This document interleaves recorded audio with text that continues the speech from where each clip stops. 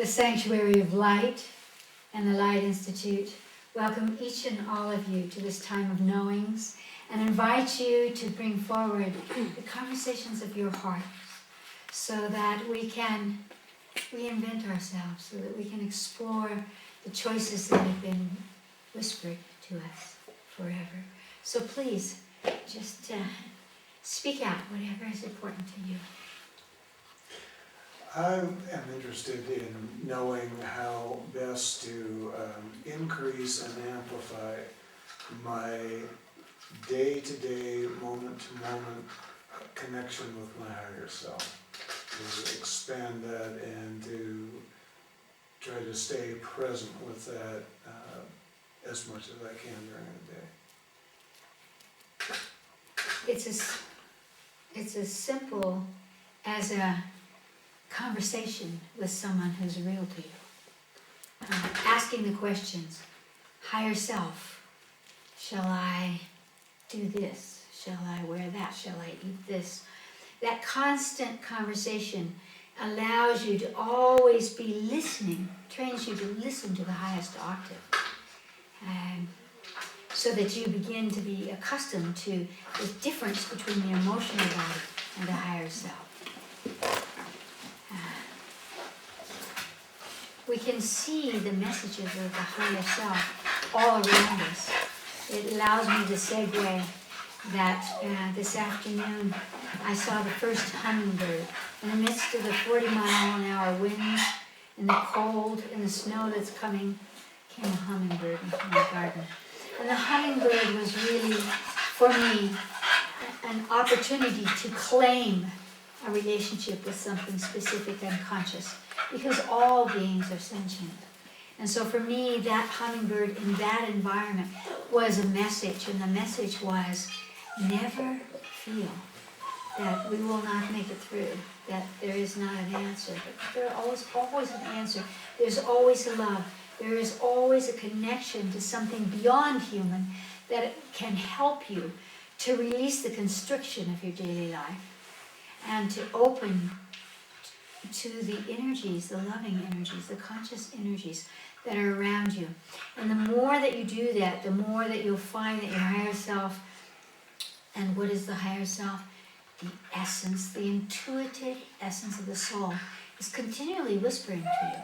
So the more that you are listening for it and asking for it, the easier it is for your consciousness to maintain that level, so that pretty soon, almost instantaneously, you think a question and the answer comes.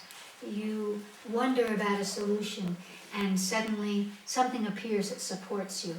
People all over the world today are saying, I think something, and immediately the answer comes, or I say, gee, I wish I had this, and suddenly it appears. That's because we are quickening, we are speeding up. And so we need that recognition that we don't have to be in a church, we don't have to be in a Buddhist position, we don't have to be outside of our daily world to feel that connection that's always interplaying on all levels with our with the potential of our lives. So what we want to do is to feel that intuitive essence moving with us, rather than something separate, rather than something we have to be still, we have to shut out the world to hear, but something that's right there in the midst of our walks, our work, our confusions. It's always the energy that we can extend our consciousness in that direction and something comes to us.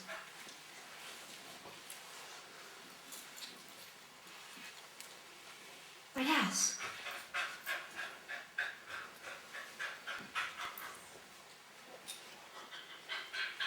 What else? So I did the liver cleanse last night, the fourth time in 3 or 4 months. The big one, you mean? Yeah. And I could feel before that all the, so what it is the reason the liver gets congested in a way, and there's a few reasons, but one of the reasons is that it's, the adrenals are being cleaned and all of that, because that was like the really big impact, that I had it from a child. And so how can I tell if, when that's all almost done? So some of the symptoms are, just so people know when there's an adrenal issue, I had, you're tired, the immune system's not working, sore throat. And I've read this in the book where your shoulders were even hurt, and they did. And then the liver cleanse gets rid of that. But of course the liver cleanse is, you can't be doing it every week, really. So at least I'd rather not be. So there's several points there. Yeah. One is that when there is a reflex of pain or energies into the shoulders, that's always a reflex from the gallbladder. So it's really saying that the essence is not simply the clearing of the liver, but not because of the gallstones, because as you know, they're actually in the liver. But the gallbladder is the official in charge of decisions. And so when we don't make enough bile, when our bile balance and our hormonal balance is off, that's when we start getting reflex discussions.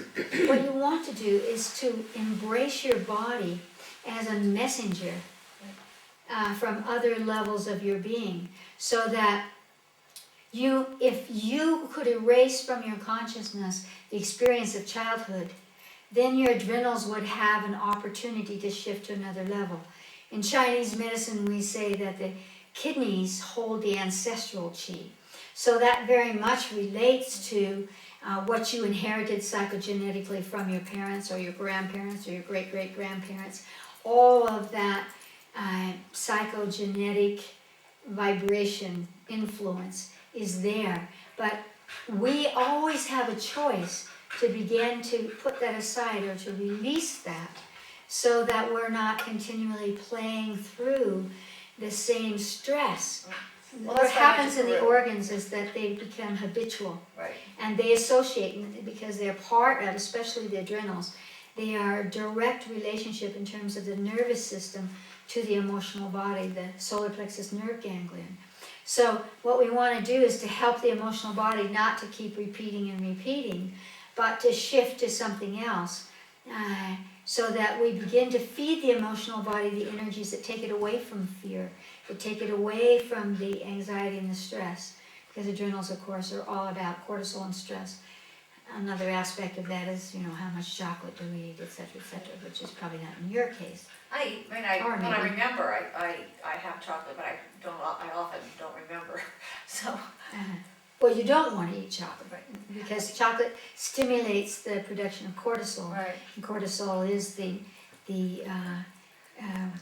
energy that has to do with stress. Although supposedly for Vadas, chocolate has a calming influence. Yes. We all have our excuses. I think there's something to that. It's not just the calming. Yeah. It's not just the calming. That would be true for the Vata, because the air energy is like a child, hyperkinetic, and so if you give them anything that should keep you awake, they often will fall asleep. That's what children do. You give them chocolate, you give them something that's a stimulant, and they'll fall asleep. So that's why it plays into that aspect of Vata. Okay. But the point is that, for example, and we can all do this now, just rub your hands together, so that you're getting some heat, you're getting some stimulus and focus within yourself. And then put your hands above your waist in the back, covering your rib cage. That's where the adrenals sit on top of your kidneys. Breathe into your hands and ask your adrenal glands what color they need to come into perfect physiological functioning. Whatever color pops into your consciousness, just suck that in from your hands into these little tiny round glands sitting on your kidneys. And feel that color penetrate not only the outer periphery of the adrenals, but deep inside the adrenals. Just suck that in until you feel that color washing through your adrenals, stimulating, opening, nourishing your adrenals.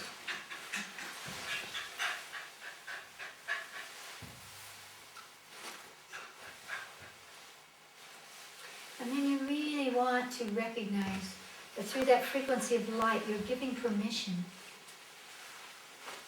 not only to be calm, to be centered, to balance your autonomic nervous system.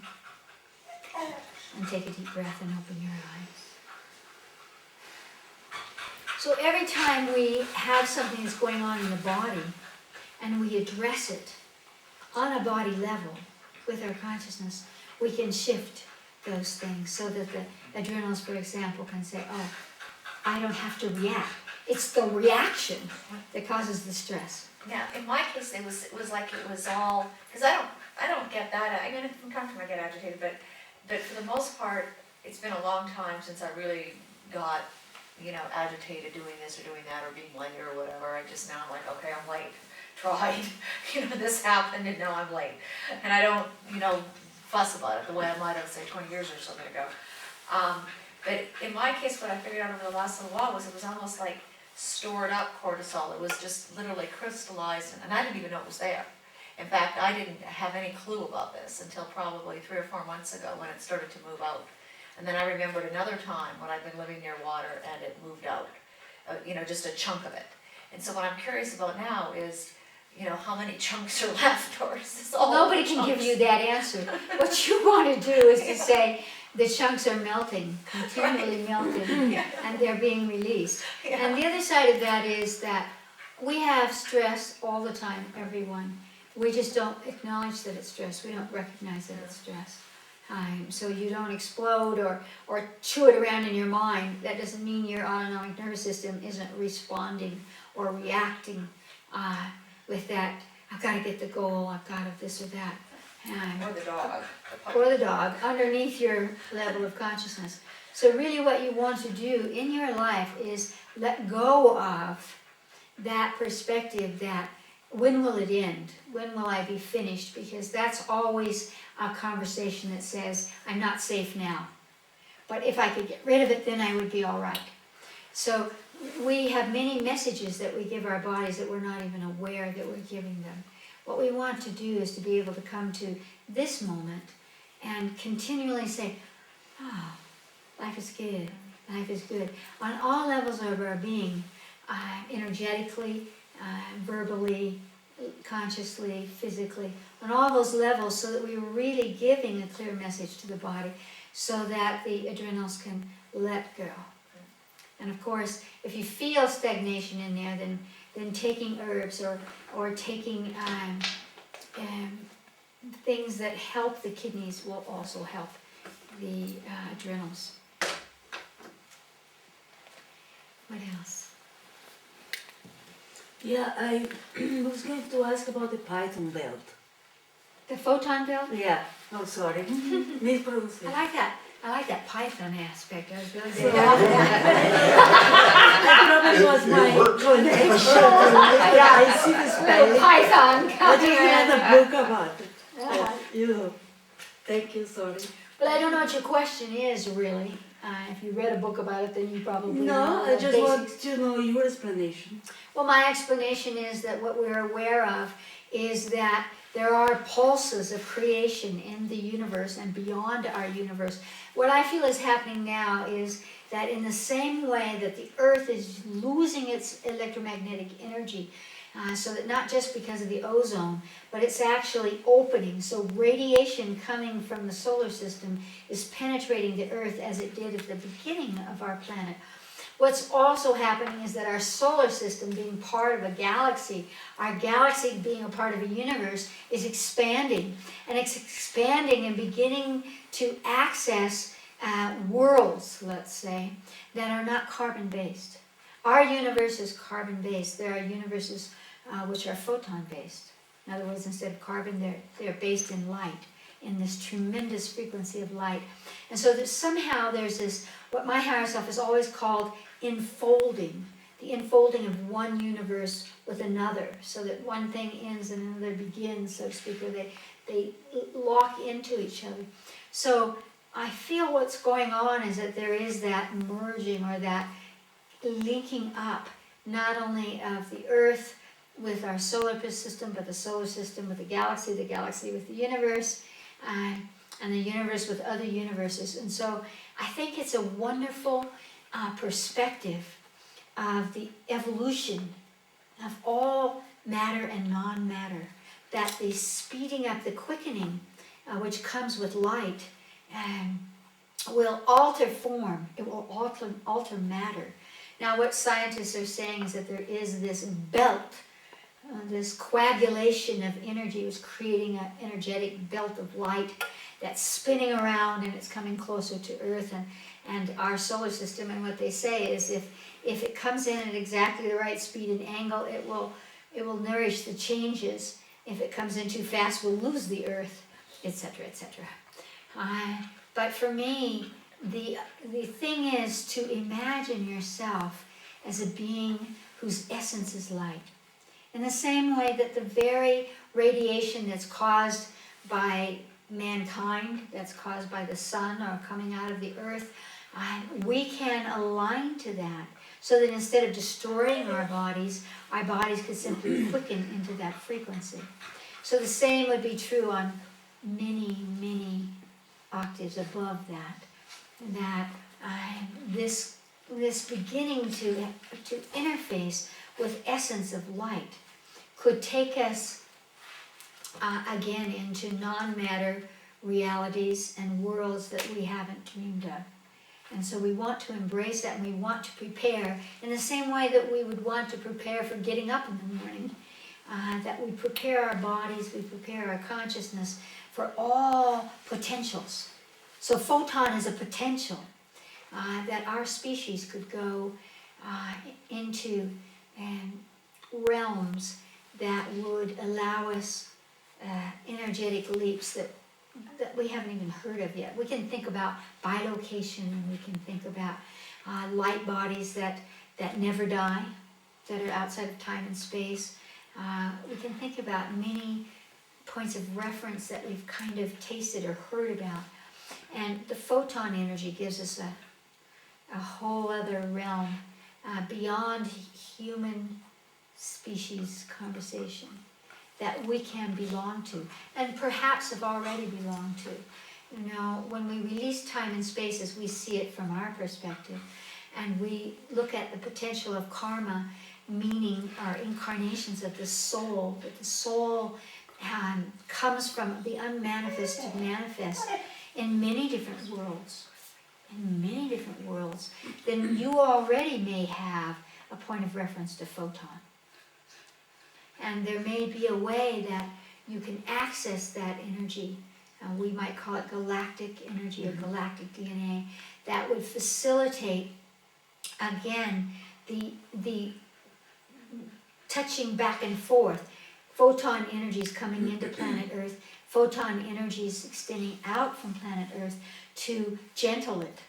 In the same way that when we have relationships, let's say with galactic beings or beings from other spheres, we have to gentle it. We have to find the place that we can align so that one doesn't destroy the other even accidentally. Thank you, Chris. Thank you, dear heart. And the pythons are good too. Pythons are really good. Very large, too big. They might need to give you a little squeeze. Sometimes we need a little squeeze. But that whole undulation is very symbolic of the universe and the energies of evolution. And all ancient cultures have thought of that python or that snake energy as representative of higher consciousness, of essence, sometimes sexuality, which is the essence of form. So I like it always. You know, my higher self always says we cannot make a mistake. We cannot make a mistake.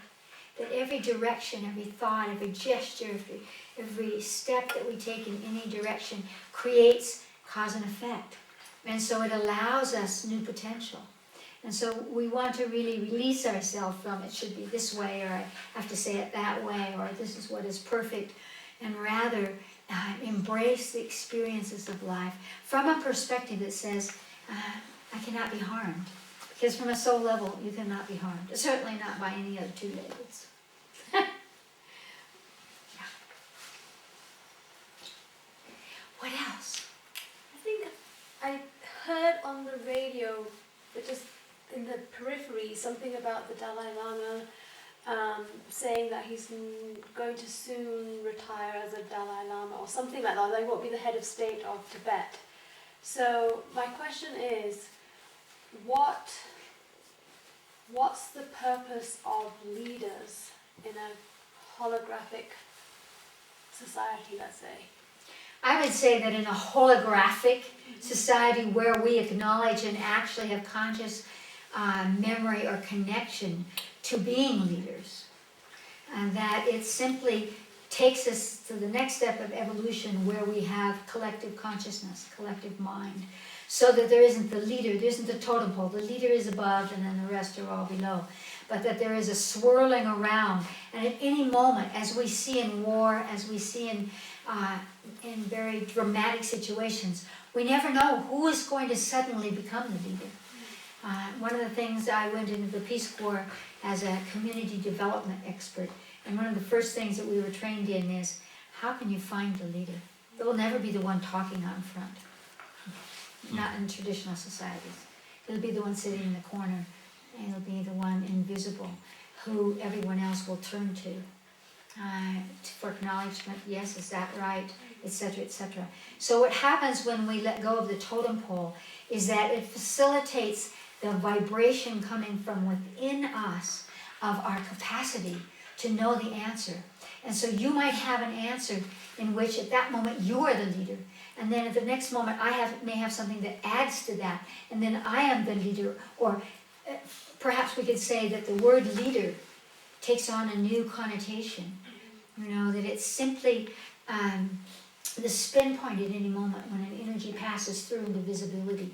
It passes through in such a way that it can be massaged or orchestrated, so that we can release ourselves from the need. Imagine a society that doesn't use the mirroring effect, that we don't see from our lovers, our children, our religious leaders, our governmental leaders, only the reflection of the self, but we actually see them so that we can harvest the thread, the brilliance that they carry at any moment, and combine it with something that we have, and the next one, and the next one, and the next one. It would create such a catapultic leap of the evolution of collective consciousness, let's say, or consciousness in form. Our whole sense of individuality and separation would go through change.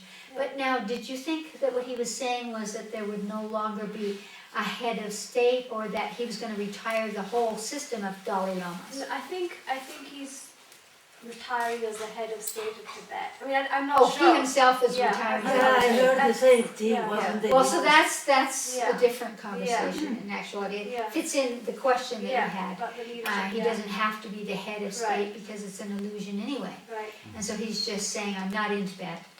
And so in a way, he is creating a separation that says the truth of the highest expression of leadership comes from our spiritual knowing. And that is where I exist. And that is what he has always said. I am a simple monk. Right. I hold the karma, the dharma, the energies of spiritual evolution.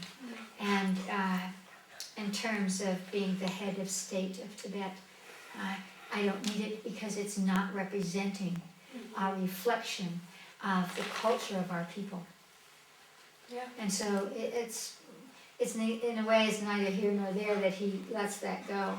Maybe in letting that go, the Tibetans who are entrapped in Tibet will feel stronger that they have to take up the role, that they have to say, this is not a government that belongs to our culture, and we will again stand up for ourselves or create some other kind of arrangement. So he may be facilitating others to find what is true for them and to live it. Because also the Chinese were going to be the one that had asserted themselves to say that they would be picking the next Dalai Lama. And so by him doing that, and one of the things that he said, or people said, that then they wouldn't be able to, Yeah. But you see, I always enjoy that kind of illusion that we have. Yeah, it's an I mean, illusion. the Chinese can do whatever they want. They have Right. nothing to do with Tibetan Buddhism Right, or the hearts of all Buddhists. right. They will never have a Chinese. I mean, that's This just a makes it more farce. clear. Yeah, well, that's just a farce. And it's where we are on the planet right now is this place where we're beginning to separate out from the mass that we've allowed to be there, and saying, well, this is what is real and this is what is not real. On the other side, I just heard on the news driving up that Pope John Paul is a step closer to being Yes, being- sainthood. Yeah, getting his sainthood, and I Yes. find that equally interesting because usually, several miracles have to be attributed to the person who's becoming a saint, and so all these people are saying they prayed and they spoke of John Paul's name and they were healed, and so it's fascinating to see how we're still looking to the outside for that direction, and I'm also thinking about what's happening, for instance, in the south right now with the tornadoes. With regard to what you just said, that if people found the leaders in themselves, there wouldn't be as much confusion and as much fear as there is right now, and also a Exactly. different relationship with the weather. That's right. Yeah. Because all of these points of reference, whether they're very small or they're very large, in terms of the thought forms that we have carried psychogenetically through our cultures, through our religions, through our families, have to be undone so that we can take that catapultic leap. What's interesting in terms of the Catholic Church is it's in dire need of saving face because it's lost that place of sacredness for many millions of people. And so it's a very expedient political move Yeah. to say, wait, the head of our religion is next to God. And in that way, if we could identify someone who is a saint, and of course what's nice about that sainthood is at least it's not a sainthood where someone had to be crucified or punished or destroyed in order to be called a saint. But he's being called a saint for the way he lived his life, for the honesty with which he upheld what he felt was the tenets of the Catholic Church. And so we can be glad about that aspect of it. Again, so here's a perspective that says, let's make this more visible. This is the way you should live your life, like this Pope did, like the head of this religion. And that can be comforting and supportive to some people. But the whole structure of power and powerlessness is being challenged. And that's why all of us are here, whether it's people starving in Africa, people who have lost their jobs, or people that have been had their homes destroyed by tornadoes. Doesn't matter what the calamity is. The calamity is just the cosmic boot saying, now look at it from a different perspective. Because after all, you are still here. So to whom do you look to take care of you? Because we are ultimately the source of our financial security, the source of our health. And until we learn those things, we will always have tremendous fear. And there will be those that do the fear mongering, whether those are organizations or individuals, because it's a way of controlling the masses. My higher self has said way back when, we are our own teachers, we are our own healers, we are our own priests. And we have to begin to explore, do we dare? Do we dare? It's not about saying, well, you can't be the important one for me. It's not about destroying your church or your this or your government or this or that. It's about stepping up and acknowledging that in the self and then seeing how you could use it. Because once you acknowledge it, what happens is that you begin to open up to potential and resources that you didn't know you had. This is the reason we do incarnational work at the Light Institute. Not to go back into an illusory past, because the past is also in the future, but rather to amplify your access to potential, to experiences that could support you in whatever is going on in your life now, and to be able to release that which doesn't serve you, whether that's another incarnation of the soul or this incarnation of the soul, and to embrace for yourself that which actually serves you, so that you can feel that sense of purpose in your life, which doesn't just come from doing, it comes from carrying the energy. And that's what all of these great leaders are attempting to demonstrate. It's the energy. In one of my books, my higher self gave an exercise that said, imagine that you could speak as a God. Imagine that you could walk as a God would walk. What would that be like? Because when you focus on that, when you allow yourself those kinds of energies, you send out a different message in the world. People come to you who could not get through your barrier of limitation, of self-hatred, of confusion. They come to you in ways that they wouldn't before. So it's a very exciting time. We have the right on every level of our being. And coming back to the weather, I hope that we did call the rain today, because it wants to rain, it wants to snow. It's actually snowing in the Sangre de Cristo, in the Sandia Mountains right now. And so in ancient times, we felt we had permission not to force the weather, as we're doing today by dumping nasty stuff into the molecules of the air, but by aligning with the frequency. We can align with the wind, we can align with the rain, and call it to us so that all of nature can be embraced by that energy. We have the right to do that. And so that's one simple way that we always used at New Zealand at the Light Institute, to remind people, you are part of the weather. It's always so amazing, for example, in a tornado, half a town is dissolved. I remember seeing a picture last year of a place hit by a tornado. One house was still sitting there untouched. No, it was a hurricane. One house was absolutely not, a piece of wood had been taken off it, and nothing else around it stood. Nothing. Only foundations around it. Is that incredible luck? Is that paying off the gods? What is that? It's potential possibility. And what we want to do is to move into those realms rather than the contraction and the squeezing of fear. Oh, what will happen to us now? What will happen to us now is whatever we allow.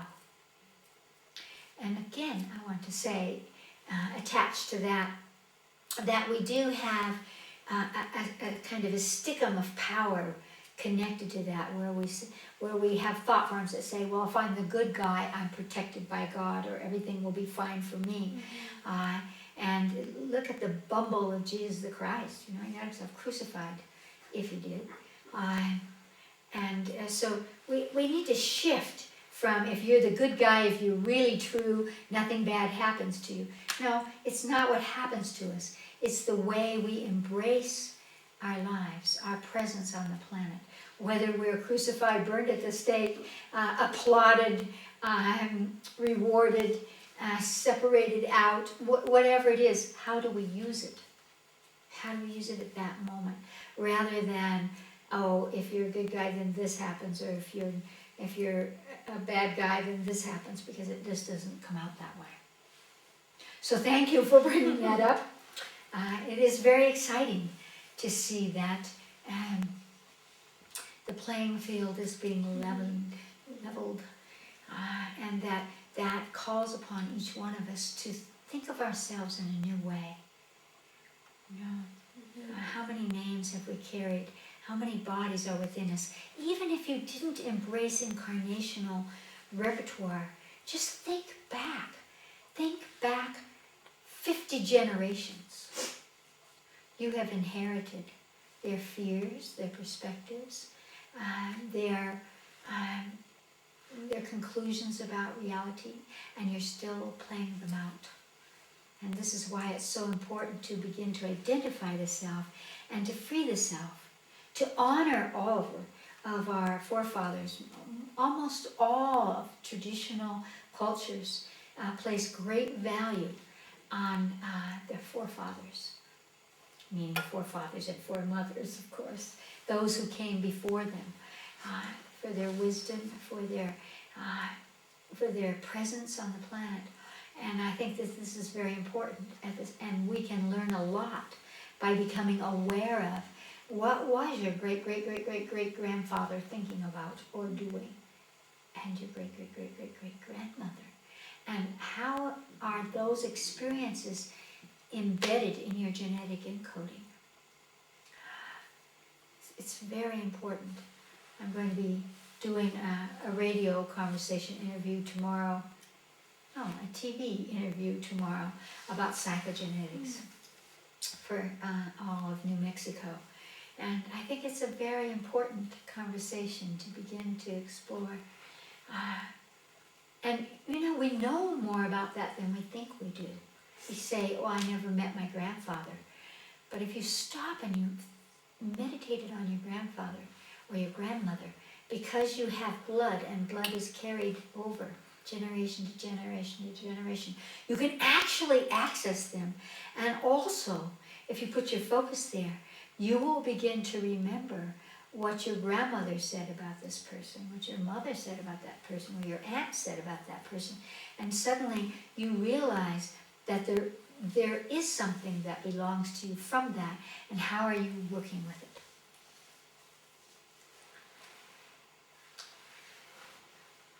What else? Got a lot. You mentioned something about the kidneys and the liver. So is there a place where I could find where I could do a kidney? I mean, have you written about that, or where? I mentioned just a little liver flush, which is a good thing to take every week or something like that, which is just a tablespoon of cold pressed olive oil, the juice of a lemon, and a pinch of cayenne to stimulate it. You just mix it up like a salad dressing and take it first thing in the morning. Oh. What that does is the lemon juice jolts the gallbladder, and then the olive oil flushes. And the olive oil has always been considered a great healing energy. A great healing energy to all the organs, to all the vibration within the body and around the body. And so that's a good way to just kind of say hello in here. Another way would be simply to put your hands, as we did with the kidneys a little while ago, just put your hand over your right side, and again, ask it what frequency it needs, because your organs are very, very sensitive to light, because all of the cells in your body are created through light. That's a physiological truth. So just what color do you need right now to be in perfect balance? And using your hands on your body is really nice too, because without thinking about it, when you're sucking that color in through your hands, you are acknowledging that you have healing energy and that you can choose.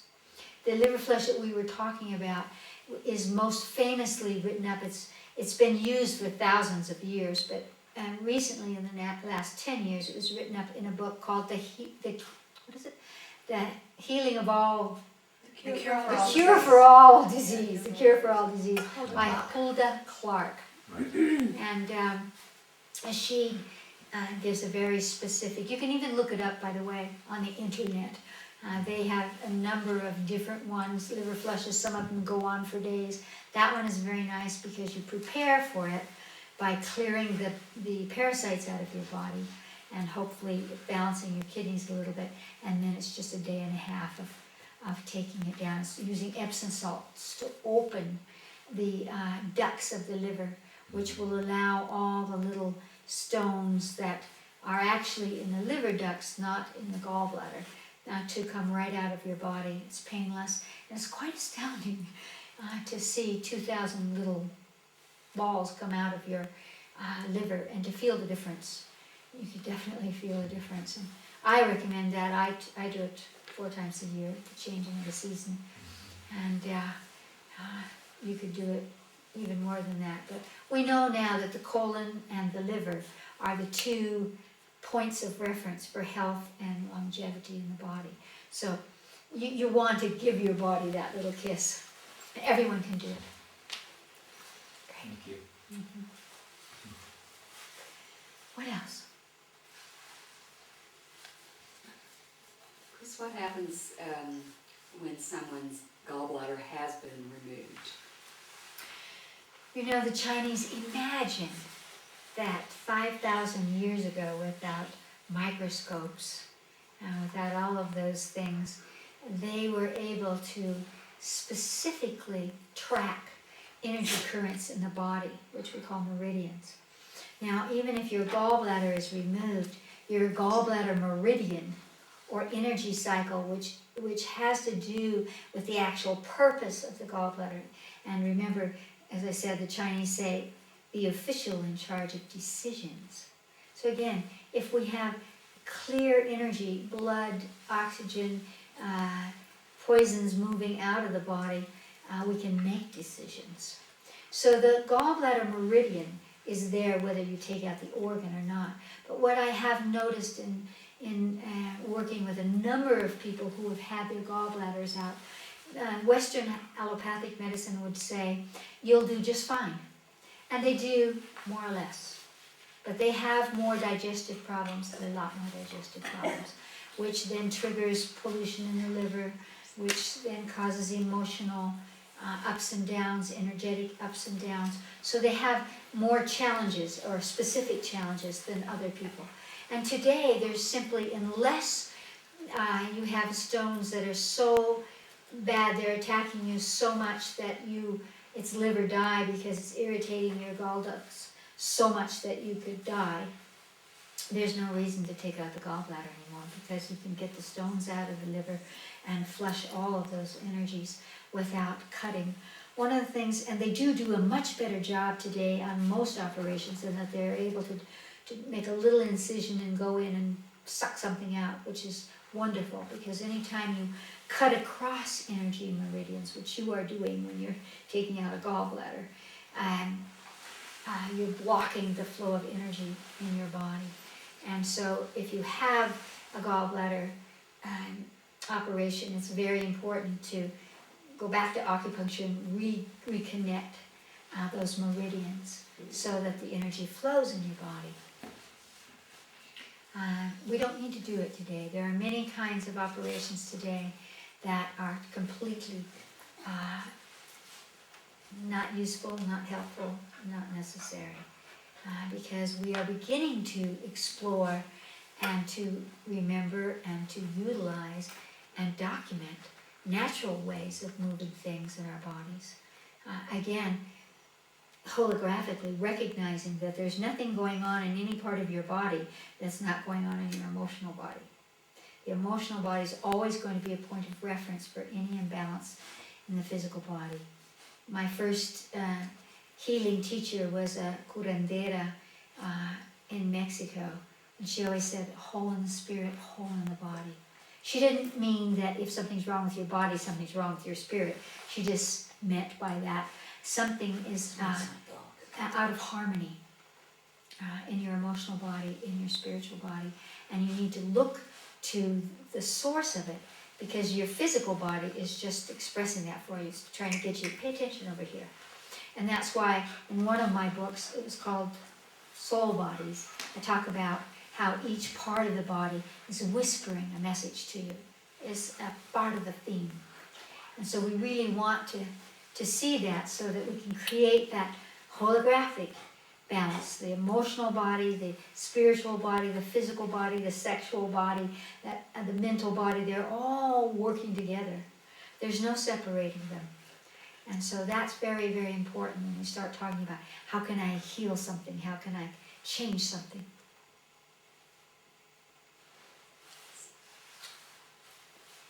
What else? What's that liver Yes. formula again?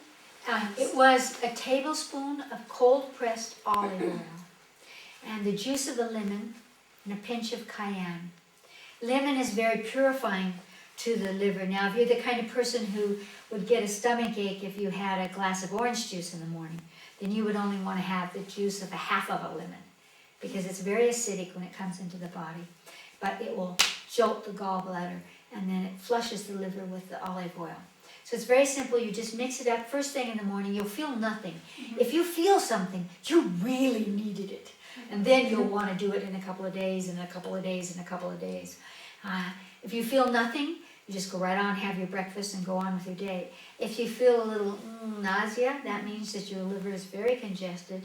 You can take away the nausea by having a little apple juice or some warm water, even laying down. I remember once one of my facilitators was here, and she prepared a liver flush for all of us staying in the house, and she tripled the recipe because she couldn't remember it. Actually, what she did is she put, I think, something like a half a teaspoon of cayenne. And we were all laying on the floor for a while, for about 20 minutes. But, so it's so easy. And again, just putting your hand over here, what color do you need, liver, gallbladder, to be in perfect functioning? And then just sucking that color in. You'll feel it relax. Another way to work on that is something that comes from the Taoist, which is using the hands to manipulate, to move the energy. And that's by putting your right hand right over your rib cage, and then just, you don't have to press really hard, but just drawing it across the rib cage to the other side. Then with your left hand, come across, so you're coming across your spleen and your stomach back to the right. And so just by doing this for a minute or two, you could do this when you go to bed at night. You could do this when you first wake up in the morning. And this will stimulate the liver and the gallbladder and the stomach and the spleen. And it will help all these internal organs to be aligned, what the Chinese call the triple warmer, so that they're all awake, you know. And that can, again, take away congestion or pain or imbalance in the body. Chris, is it beneficial then to do the mini plan before you do the whole Clark cleanse? Certainly. You know, the Of week course. before, to just do it a few times? Of course. Yeah. Anytime that you're moving things, basically what that one does specifically is it will, if you have trouble with constipation or digestion, it'll really help that. And it'll clean that out. So the cleaner the liver is before you take a big liver flush, the better it's going to serve you. Absolutely. And it's so easy to do. And a lot of people just really like the taste of salad dressing. Yes. What else? We were talking about calling the rain, and I know that a lot of people are in fear of the rain bringing the radioactivity. Could you talk a little bit about that? And what we can do about that? That's kind of that procrastination thing, which is kind of like, if I just hide for a certain period of time, maybe I can escape it. The radiation isn't going to stop, or it isn't going to just come down with the rain. It's going to move around the planet. The answer to that is, instead of, which is really the answer to all of our problems in life, instead of hiding from it, you know, putting your head in the sand, is what, step forward to it.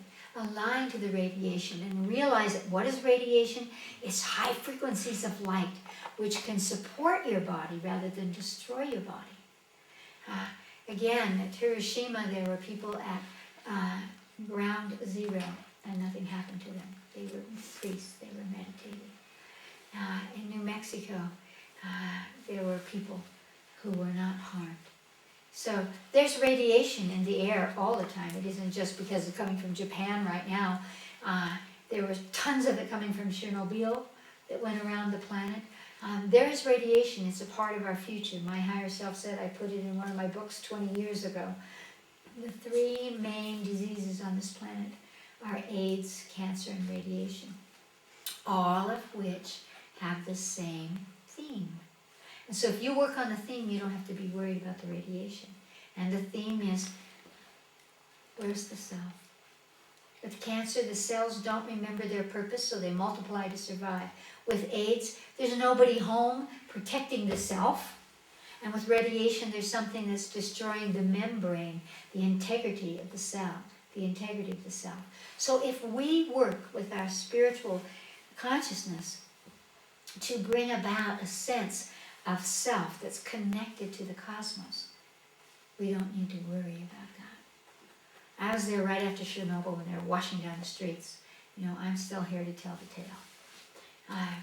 And will always be here until I'm done. So it's not, oh, that radiation's going to get me. It's really, again, how the consciousness uses that energy. It can either be a wobble, that's destructive to your body, or it can be a high frequency to which you can just shift and align to. And we're going to have to do it because there's going to be more and more, whether it's mistakes or problems like we're having now, human-made difficulties, or again, because the electromagnetic energy of the earth is dissolving away and opening us up to radiation coming from the solar system and from the universe. So it's our destiny, we could say. And what we want to do is to use it rather than it using us. So all of that is going to get me. Well, I always find that amusing. Anything could get you at any moment, especially you.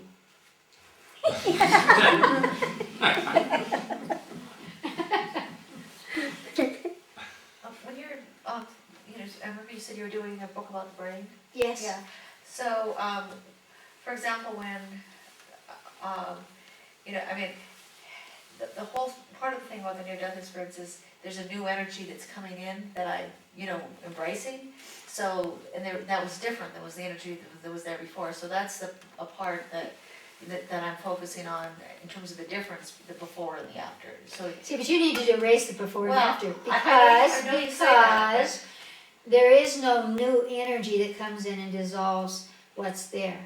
They will always have to intermingle. well, I'm sure there's some truth to that, but there's been a major clarity in terms of recognizing. It's just The where you put difference. your consciousness. Yeah. Having said that, because I knew you were going to say that. Both parts. But you don't want to change it. Well, Just sit on I that think- spot and yeah. then it'll always be an issue. well, to a degree, the fact that it's an issue is helpful because it helps me identify blocks that need to go. You see, and if I, Yeah, the There's problem maybe is other that ways the to do it. emotional body wants to continue with those blocks it needs to go, instead of what you were talking about earlier, which is, what's the next well, part? so, but I think I have been working on the next part because, for example, I've been paying attention to, the imprinting that occurs, and it probably occurs in the brain. So when a child is born, they're imprinting to their mother, and then they imprint to other things, and I've noticed the difference between, this puppy and who grew up in a family, basically, and, there was his other puppies, and and Sun Ra, there was a huge amount of puppies around, and probably 30, 40 dogs, and an older woman who was on oxygen, so it's a very different environment than a family, where, I could just guess, the various things that, that they were doing with him. She just had 5 new puppies, by the way, all boys. So I'm sure that creates an imprint, with the boys, because he tends to generally play with girl puppies. But in terms of the socialization, there must be some imprint on the brain. And at my near-death experience, one of the things, the difference in the imprinting, so first, the original birth, there was an imprinting with the mother, which I remember to a degree, and the doctor, that was a really big imprint. And then in the second one, the first imprint was actually with the family dog, and then my brother. And then I realized that no doubt that imprinting with a brother was why I felt that I was going to grow up. I wasn't thinking about going to college, I just assumed that I was going to grow up and be a baseball player. You see, and now But that's only one part of your consciousness, is wherever you are at that moment oh yeah, in your consciousness. I think, I'm not saying that there's anything, actually I've been doing a little re-imprinting, but I'm just curious as to what you think the process of that imprinting is with respect to brain chemistry. I think it's like anything else. Uh-huh. There are all of those things in the brain, but what happens is you create a groove, and the more that your emotional body repeats it and says because, the more it becomes true and limits you. What I'm working on right now, and maybe you will be one of my guinea pigs, is to imagine, for example, superimposing a galactic brain onto your brain and see what starts happening to your biochemistry. Well, I think that's what's happening. Well, what would happen if you were actually focused on it, whereby you could identify what's going on with that brain? I think this could be very, very interesting. Yeah. I did that a long time ago with whales' Uh-huh. brains, and that was a bit disastrous. And so I think I can do it better now. But I'm very interested in actually creating experiments whereby you would work on that You would sit down and you would focus on that in a very specific way, and then we would have criteria to see what goes on with you emotionally, intellectually, spiritually, on all those levels. So maybe you will join that little experiment. I'll do that because I'm aware of that already. I mean, where you can feel a collective intelligence, or you can feel the crystal or the computer. And I think a lot of people, I think that's obviously course. happening. But it's like anything, once you give it a name, once you focus on it, it changes you. It changes in a much different way than just, I'm aware of this. Being aware of it doesn't necessarily mean you're activating it, or that you're using it. It might be using you and you're aware of it. Right. I'm talking about something very specific. So we'll see what we can play with. What is the last conversation? Any last? Yes. Well, in 2 minutes or less, if you've already discussed this and I was out of, just skip it. But I'd like to hear more about these light-based worlds you were talking about. Well, again, if you could, just to further this conversation, could you imagine, because one of the things that I'm bringing up in this book about the brain is that we do not understand imagination. So if you could imagine a world with a basis, a photon basis, that's when you could begin to have it play upon your physicality, upon your body, upon your consciousness.